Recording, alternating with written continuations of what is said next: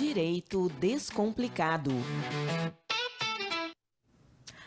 8h29, agora a gente descomplica um tema que vem causando uma grande polêmica no Brasil nos últimos dias. O fim da escala de trabalho 6x1, ele voltou a ganhar força em Brasília depois da aprovação da PEC, que é a proposta de emenda constitucional, na semana passada pela Câmara dos Deputados. E agora ela vai ser votada no Senado. Vamos saber o que significa tudo isso na prática com a advogada Maiara Bispo, ela que é especializada em direito trabalhista. Maiara, primeiramente, bom dia, bem-vinda mais uma vez aqui ao Tarobá Cidade. Bom dia a todos, eu que agradeço o convite. Até vou pedir para você explicar, porque no comecinho do programa eu falei de sanção presidencial, mas acho que no caso de PEC isso não é necessário, né? O que acontece agora? Ela passou na Câmara, vai para o Senado, e inclusive não tem uma proposta única, né, no Senado. Como é que vai ser esse imbróglio aí que foi causado por esse projeto, neste momento, inclusive, pré-eleitoral do país? Sim, na verdade ela vai para o Senado agora, eles vão verificar o texto que foi apresentado de uma maneira simples, tá? Eles vão verificar o texto que foi apresentado, sugerir ou já aprovar eventualmente alguma mudança e depois isso ela passa para nova aprovação para finalizar, vamos dizer assim. Uhum. A gente já sabe que do lado da presidência, a gente já sabe que existe um forte aliado, vamos dizer assim, nessa alteração, né? E dentro disso, o que é importante? A gente verificar esse período de transição que vai existir dessa lei. Porque é óbvio que existe aí uma redução de jornada muito grande que vai impactar muito as empresas e também a economia. Seria gradativo, inclusive, até chegar aos 6x1. Como é que vai ser aos 6x1 mesmo? Explica pra gente, Maiara. Na verdade, hoje está com uma gradação, vamos dizer assim. Hoje nós temos aí aprovado uma jornada de 44 horas semanais. A ideia é que isso ao final chegue a 40 horas semanais, mas que a gente tenha um período aí de transição. Então eu passaria a um período de 42 horas semanais para depois reduzir isso para 40 horas semanais, que no total seriam 4 horas a menos, vamos dizer assim, na semana. Que seria o 5x2, né? 5x2, isso, 5x2.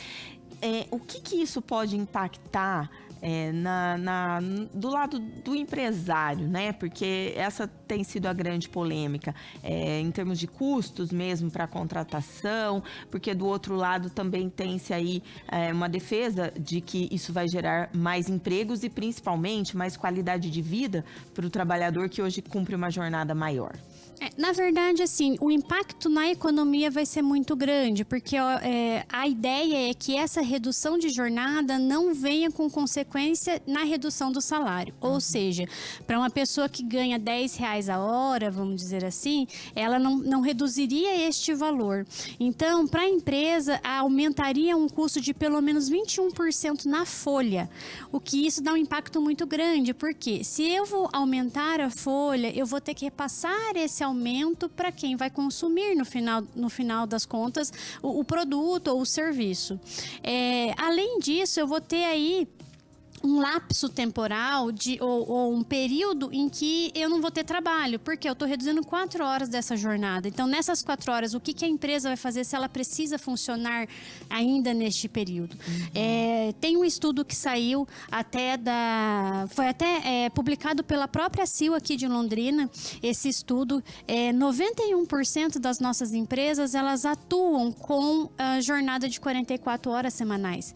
Então, eu tenho quase que uma totalidade dessas empresas atuando nessa jornada. Então, o impacto que isso vai trazer vai ser muito grande, não só economicamente, porque vai gerar maior gasto para a empresa de folha, porque eventualmente ela vai ter que contratar mais pessoas, só que também ela vai ter que fazer esse repasse.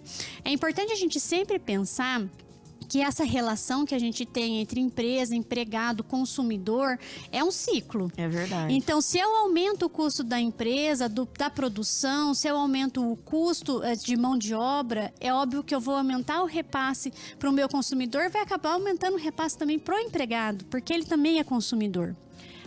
Mas isso, de outro lado, também a gente pode ter um raciocínio de que mais pessoas empregadas, mais pessoas também recebendo salários e podendo gastar na economia, a gente não poderia ter um ciclo também virtuoso do lado ao contrário? Esse é o objetivo. Eu acredito que esse seja o objetivo, a gente dar mais formalidade, né, para essas pessoas que trabalham. Contudo, eu tenho que entender que eu preciso de um caixa positivo numa empresa para poder dar essa formalidade.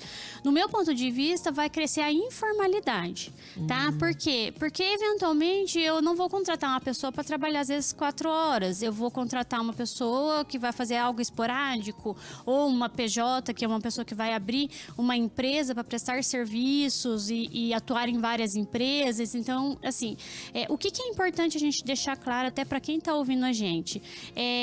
Pensar no benefício para um empregado é muito importante e o descanso, ele tem que existir, né? Isso daí é natural do ser humano, é biológico, né? Sim. Contudo, eu também tenho que pensar que, eventualmente, esse empregado também vai acabar procurando um outro emprego.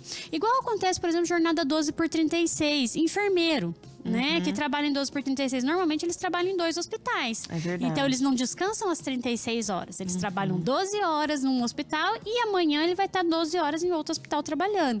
Então pode ser também que isso seja uma consequência dessa redução de jornada. O que você orienta nesse primeiro momento, né? Porque, claro, existe uma grande tendência de aprovação, não sabemos ainda exatamente o texto final, mas o empresário já se preparar, aguardar, qual que é a orientação nesse momento? A minha orientação é sempre a prevenção. Então, o empresário que tem, às vezes, uma folha alta ou que seja um empregado só, ele vai precisar se readequar a isso. Eu acredito que vai passar essa. No começo eu achei que não passaria por conta do impacto financeiro e econômico. A gente não está com um mercado muito positivo para esse impacto, mas diante do que está acontecendo, eu acredito que passe. Passando, eu não posso, eu como empresário, e aqui coloco no lugar de empresário, eu não posso esperar isso vir para eu poder me adequar. Então, a minha sugestão é adeque-se ou tenha um planejamento, porque a hora que passar, não vai ter muito tempo para você poder se reorganizar, se reestruturar nesse sentido. Então, a readequação aqui, pelo menos você ter um planejamento, um cronograma, passou, como que eu vou fazer? Você já dá andamento nisso. Assim, nosso tempo até acabou, mas rapidamente, como é que seria esse cronograma? Já pensar em novas contratações ou readequação de jornada dos que já estão? Eu dependo muito do que eu faço. Por exemplo, se eu sou uma indústria e eu preciso de uma produção 24 horas, eventualmente eu vou ter que pensar em um terceiro, quarto turno. Entendeu? Então depende muito do mercado, do seu trabalho. Então, eventualmente, comércio. Eu acredito que vai vir muita questão de negociação sindical. E aqui é muito importante também os sindicatos estarem abertos para essa negociação. Então, dentro disso, a gente vai trabalhar com o sindicato e vai trabalhar também dentro da realidade da empresa. O que eu vou precisar fazer? Olha, eu vou precisar reduzir um turno, eu vou precisar aumentar um turno, eu vou precisar contratar mais gente, eu vou precisar contratar um PJ, como que eu vou fazer toda essa manobra, porque vai ser uma manobra que vai ter que ser feita. Maiara Bispo, eu queria te agradecer. Quando aprovar, né, o texto final, eu gostaria que a gente voltasse a falar sobre isso, porque aí sim as dúvidas vão ser muito maiores. Com certeza, eu estou à disposição. Em caso de dúvidas, a gente sempre está aqui para sanar elas. Muito obrigada. Maiara. Obrigada mesmo.